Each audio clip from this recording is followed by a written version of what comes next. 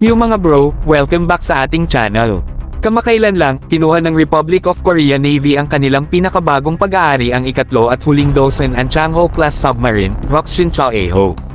Ginawa ng HD Hyundai Heavy Industries ang kagandahang ito na nagsimula ang pagtatayo noong April 11, 2019, at matapos ang isang nakakabighaning paglalakbay, ito ay lumutang sa karagatan noong September 28, 2021. Ngayon, pagkatapos ng 3 taon ng mahigpit na pagsusuri sa dagat, ito ay wakas na sa maabilidad ng mga kamay ng ROK Navy. Ngayon, pag-usapan natin kung bakit mahalaga ito, lalo na para sa atin sa Pilipinas.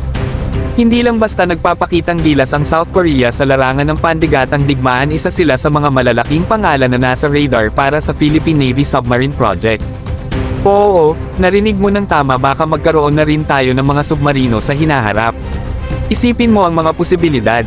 Sa South Korea sa unahan ng teknolohiya ng submarino, ito ay nagbubukas ng isang bagong mundo ng depensa sa karagatan para sa atin. Ang mga submarino na ito ay parang mga tahimik na tagapagbantay ng kalaliman, na nag-aalok ng hindi mapantayang pagtatakip at estratehikong kapakinabangan.